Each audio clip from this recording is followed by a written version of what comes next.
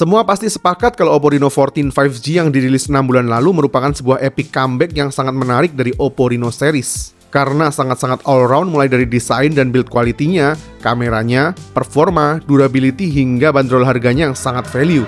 Dan di awal tahun ini seri penerusnya Oppo Reno 15 5G akhirnya dirilis. Yang kabar baiknya seri penerusnya ini nggak banyak merombak formula dan spesifikasi sebelumnya yang memang udah bagus. Namun lebih menyempurnakan beberapa fitur yang nggak ada di seri sebelumnya. Mulai dari baterai yang lebih gede 6500 mAh, chipset Snapdragon 7 Gen 4, front camera yang punya angle lebih luas, dan desain barunya yang makin mirip sama iPhone.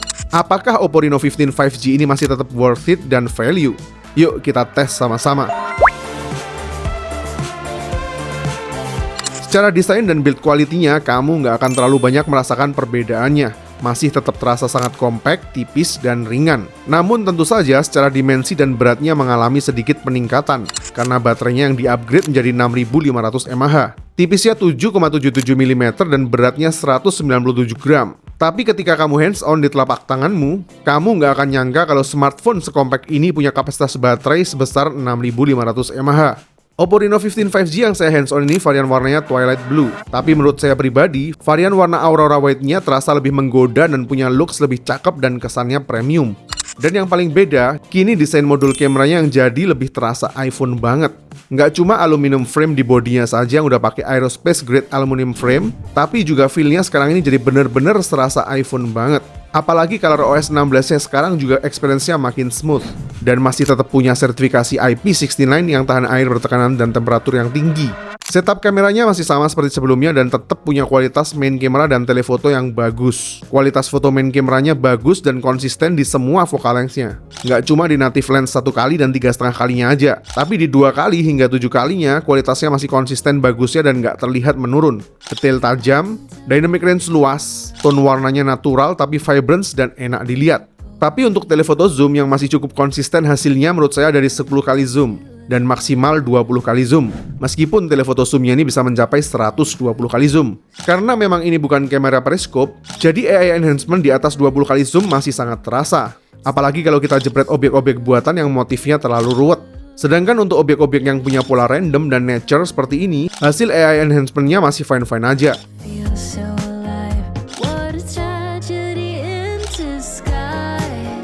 Kemampuannya handle backlight dan lighting masih tetap bagus seperti di Reno 14 sebelumnya. Backlight yang cukup tajam dan silau pun bisa di-reduce dengan sangat natural dan nggak terlihat ada flare di sekitarnya. Cakep dan sangat rapi. Fokus dan bokeh di portrait mode-nya juga bagus banget. Tone warna natural dengan bokeh yang rapi. Bahkan di kondisi low light pun masih menangkap subjek dengan sangat baik. Image clarity masih sangat tajam dengan ISO nggak terlalu gede, jadi noise-nya masih nggak terlihat. Bahkan di kondisi low light yang backlight sesulit ini pun juga masih oke. Cuma menurun sedikit di fokusnya. Tapi fokus ke subjeknya masih sangat tajam dan detail nggak terganggu dengan cahaya yang ada di sekitarnya. Saya akui algoritma software yang ada di Oppo Reno 15 5G ini sangat bagus dan identik dengan yang dimiliki flagshipnya Oppo Find X series. Punya tone warna yang natural, detail tajam, dan komposisi lighting yang bagus. Bahkan di kondisi low light seperti ini pun, juga algoritmanya masih sangat bagus handle cahaya yang masuk. Meskipun bukan di native lens, seperti 2 kali hingga 7 kali zoomnya pun hasilnya masih tetap bagus dan konsisten. Membuktikan bahwa ini adalah hasil komposisi dari algoritma software yang matang. Cuma sayang pas kita tes kamera, cuacanya sedang mendung jadi warnanya rada nanggung dan kurang colorful. Koreksinya cuma di auto exposure main camera dan white-nya saja. Yang di kondisi kurang begitu cerah dan suam-suam kuku kayak gini jadi cenderung underexposure. Mesti manual fokus ke subjek dulu atau manual setting exposure-nya. Begitu juga saat di kondisi low light harus lebih steady supaya nggak jadi over exposure. Tapi di kondisi yang terang atau gelap sekalian, exposure dan white balance-nya malah cenderung aman dan lebih matang. Sedangkan untuk kamera ultra wide-nya ini menurut saya masih standar saja, belum ada hal yang baru dan istimewa. Di kondisi yang cerah masih bisa capture dengan baik dengan angle luas dan minim distorsi. Tapi di kondisi yang agak low light cenderung underexposure dan kurang detail dengan aperture f2.2. Karena memang masih di 8 megapiksel juga resolusinya, sehingga detail yang ditampilkan juga nggak mungkin sebaik main kameranya. Masih so-so lah. Overall sih kualitas kameranya masih sama bagusnya dengan seri sebelumnya. Tapi salah satu upgrade yang paling terasa di kamera Oppo Reno 15 5G ini justru ada di front kameranya, yang kini punya angle lebih luas lagi FOV hingga 100 derajat dengan angle seluas 18 mm. Jadi ini cocok banget kalau dipakai buat grup foto selfie kayak gini. Dan ya, kualitasnya ini memang bagus dan sangat identik dengan main kameranya. Fokus ke subjeknya tajam dan detail. Skin tone natural dan cukup tangguh di segala jenis kondisi pencahayaan. Selain 18mm yang wide, masih punya dua jenis focal length juga. Yang sampai di 2 kali zoomnya, kualitasnya masih tampil sangat baik. Meskipun baru mulai terasa sedikit noise saja saat dibawa di kondisi yang lebih low light. Begitu juga dengan kualitas video recording kamera depannya. Maksimal perekaman ada di 4K 60fps. Dengan kualitas gambar yang bagus dan stabilisasinya lumayan mantap untuk front camera. Fokus ke wajah sangat steady, cuma perpindahan auto exposure aja yang rada kurang seamless. Dan masih bisa kita rasakan di kondisi yang backlight atau redup. Video recording kamera belakangnya juga maksimal ada di 4K 60fps yang punya kualitas gambar bagus dan stabilisasi yang sangat baik.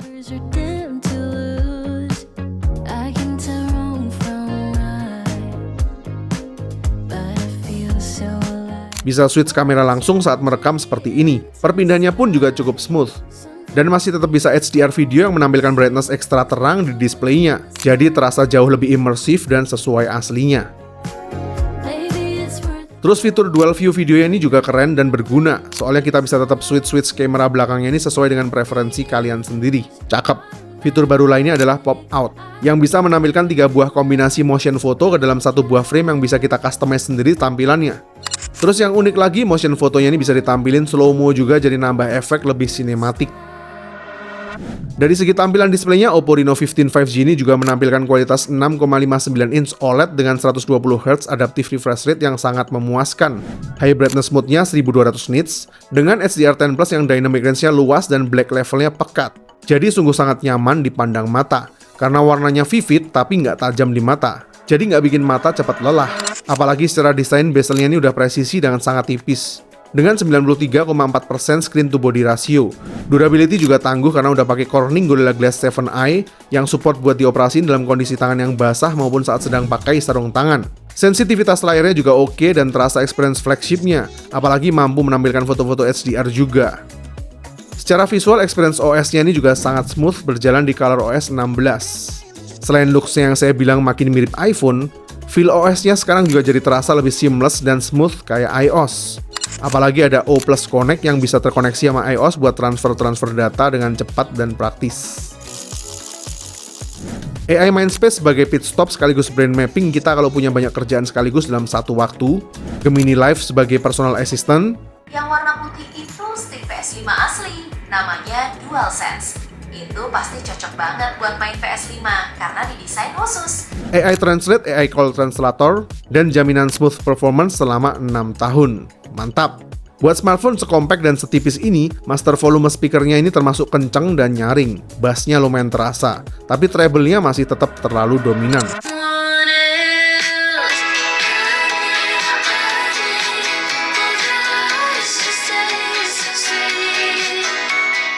Secara performa, dapur pacunya kini menggunakan chipset Snapdragon 7 Gen 4. 12GB RAM bertipe LPDDR5X, dan 512GB ROM bertipe UFS 3.1, 6500 mAh baterai dengan 80W Super VOOC. Antutu versi 11-nya mendapatkan skor 1,4 jutaan, skor yang cukup tinggi dan AI HyperBoost 2.0, yang diklaim oleh Oppo untuk main game MOBA bakalan mencapai 120fps, dan game first person mencapai angka 90fps. Dan setelah kita tes langsung keduanya, di game Mobile Legends FPS-nya memang benar-benar bisa mencapai angka di 120fps, bahkan tertinggi 121fps, dengan average 110fps dan terendah 89fps. Di setting grafik ultra 120fps. Setelah digeber selama 30 menitan, baterainya berkurang 8% dengan temperatur tertinggi mencapai 44 derajat Celcius. Lumayan panas juga kalau digeber di 120 fps. Game kedua PUBG yang juga masih sesuai dengan klaimnya, karena bisa mencapai FPS tertinggi hingga 91 fps. Di setting grafik Smooth Extreme Plus.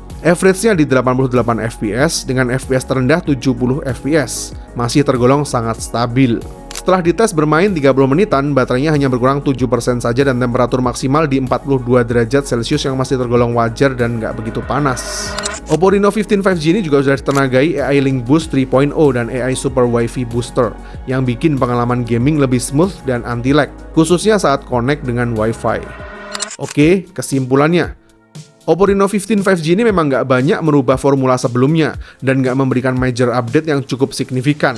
Namun lebih terasa sebagai penyempurnaan dari formulasi sebelumnya yang memang udah bagus dan memuaskan dalam berbagai aspek.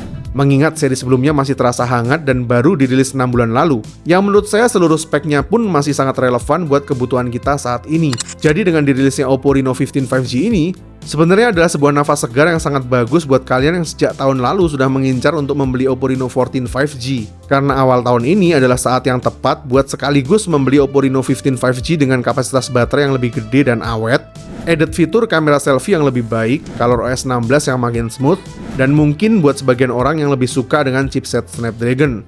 Dan kabar baiknya, ternyata Oppo Reno 15 5G ini masih punya value yang tinggi secara harga. Karena meskipun bandrol harga awalnya cukup mengejutkan yaitu 8,3 juta untuk varian 8256, beberapa hari lalu saya mendapat info kalau masih ada cashback sebesar 600.000 menjadi 7.699.000 saja untuk varian terendahnya.